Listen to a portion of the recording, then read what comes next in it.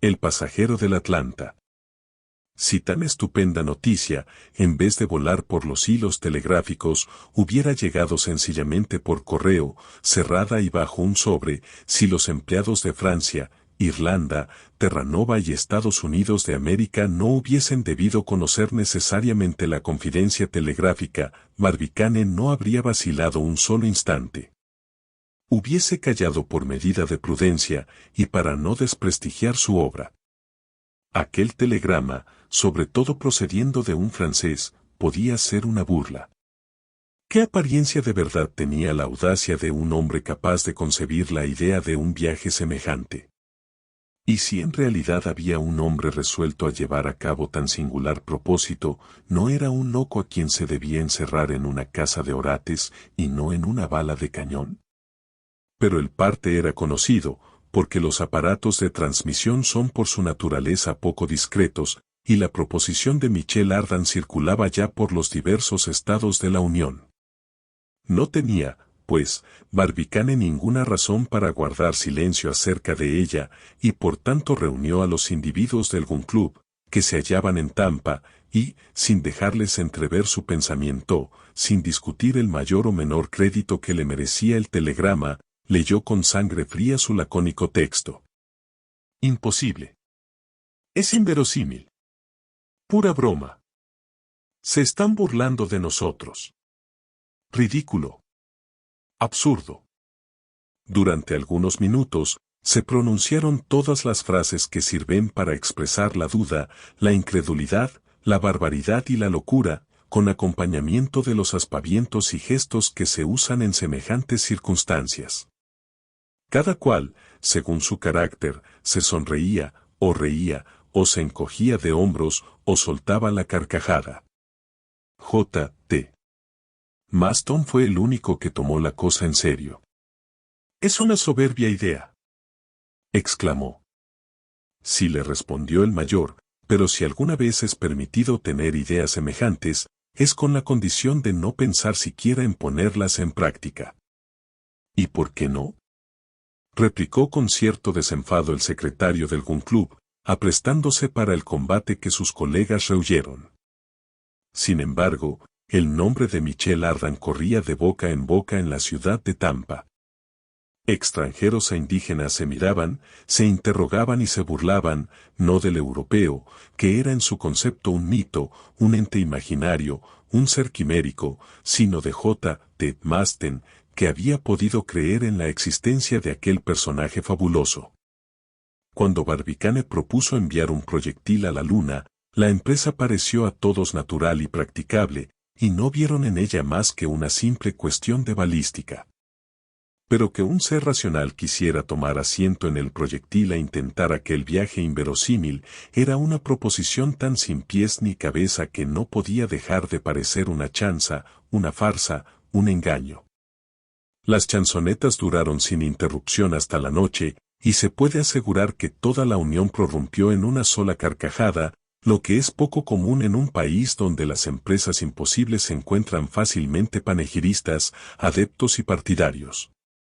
Con todo, la proposición de Michel Ardan, como todas las ideas nuevas, no dejaba de preocupar a más de 4, por lo mismo que se apartaba de la corriente de las emociones acostumbradas.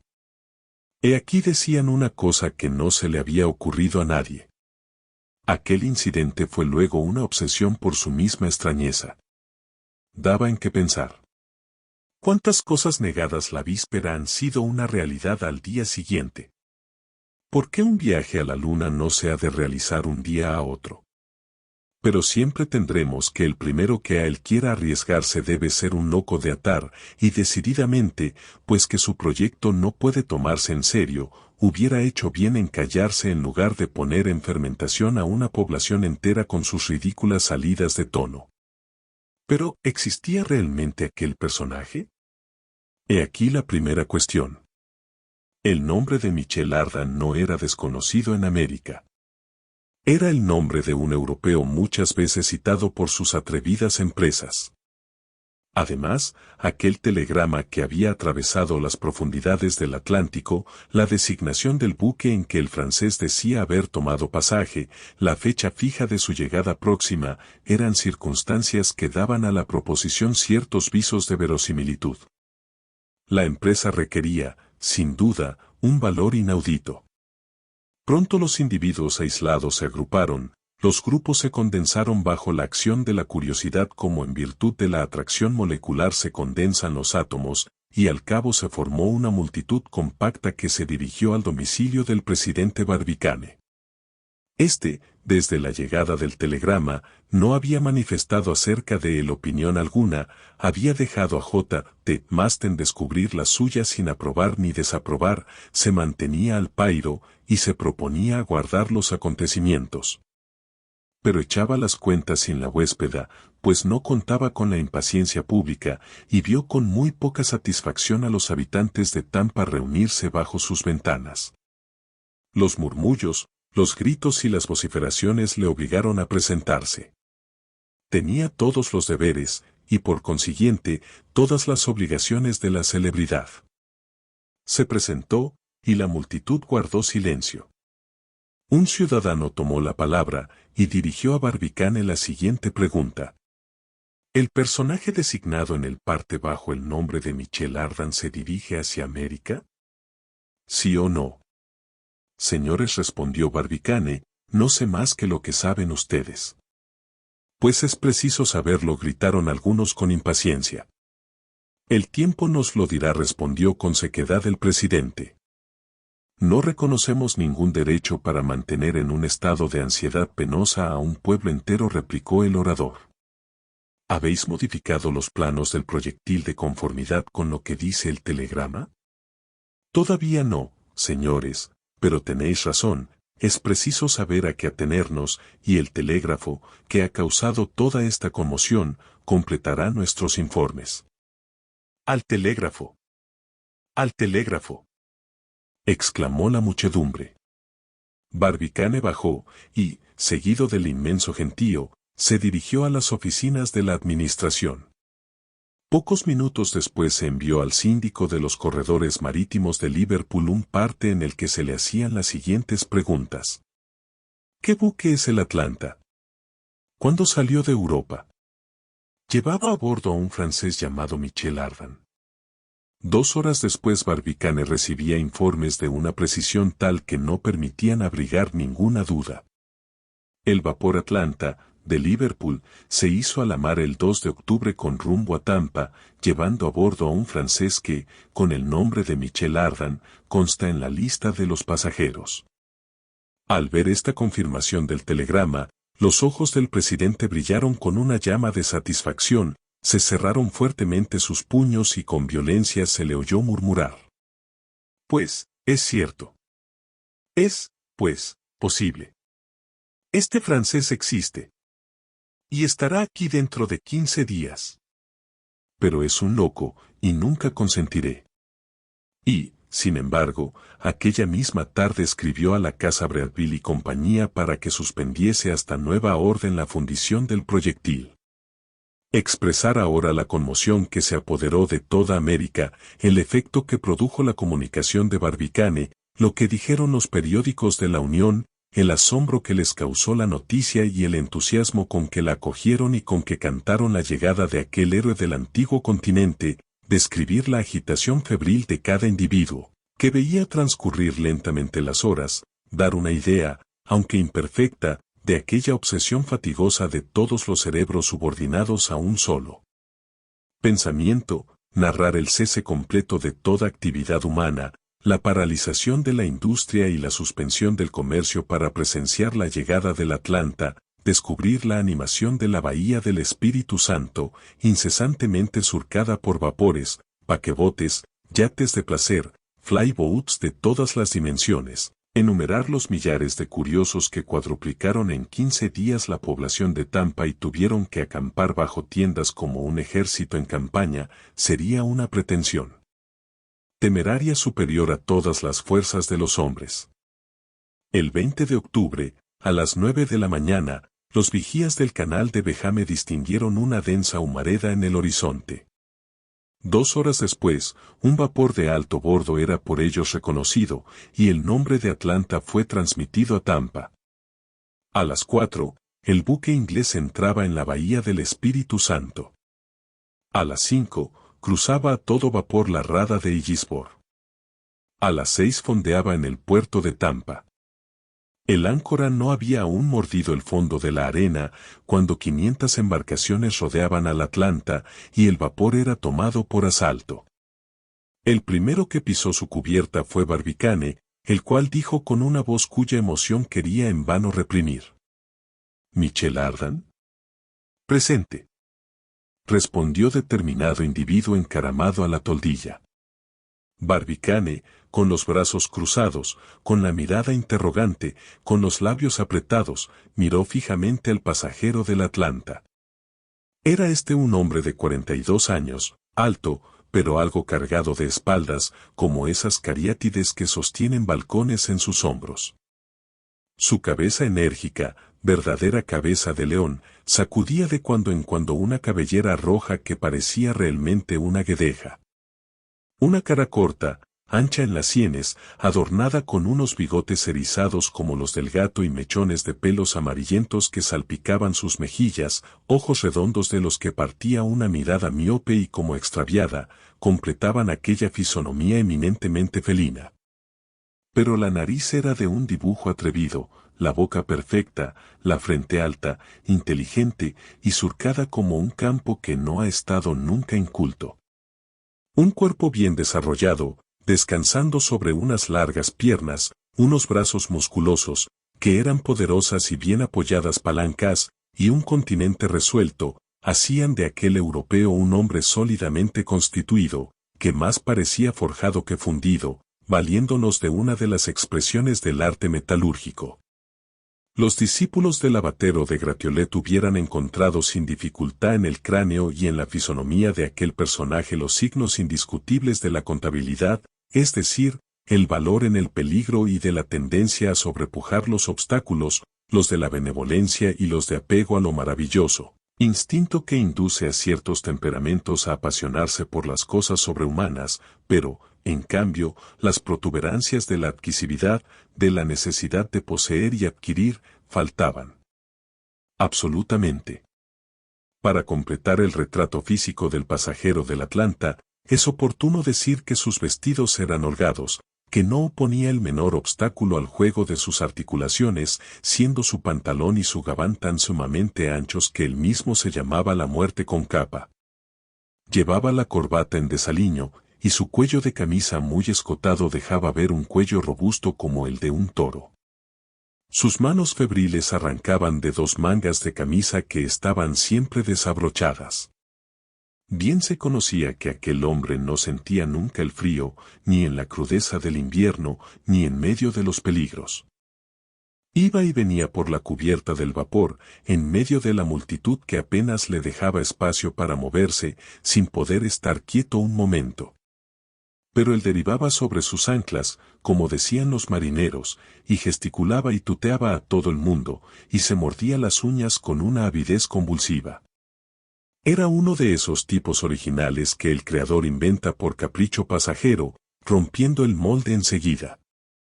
En efecto, la personalidad moral de Michel Ardan ofrecía un campo muy dilatado a la investigación de los observadores analíticos. Aquel hombre asombroso vivía en una perpetua disposición a la hipérbole y no había traspasado aún la edad de los superlativos. En la retina de sus ojos se juntaban los objetos con dimensiones desmedidas, de lo que resultaba una asociación de ideas gigantescas. Todo lo veía abultadísimo y en grande, a excepción de las dificultades y los hombres, que los veía siempre pequeños. Estaba dotado de una naturaleza poderosa, exorbitante, superabundante, era artista por instinto, muy ingenioso, muy decidor, pero aunque no hacía nunca un fuego graneado de chistes, el chiste que se permitía era siempre una descarga cerrada. En las discusiones se cuidaba muy poco de la lógica, rebelde al silogismo, no lo hubiera nunca inventado, y todas sus salidas eran suyas y solamente suyas. Atropellando por todo y para todo, apuntaba en medio del pecho argumentos ad hominem certeros y seguros, y le gustaba defender con el pico y con las arpas las causas desesperadas. Tenía, entre otras manías, la de proclamarse, como Shakespeare, un ignorante sublime y hacía alarde de despreciar a los sabios.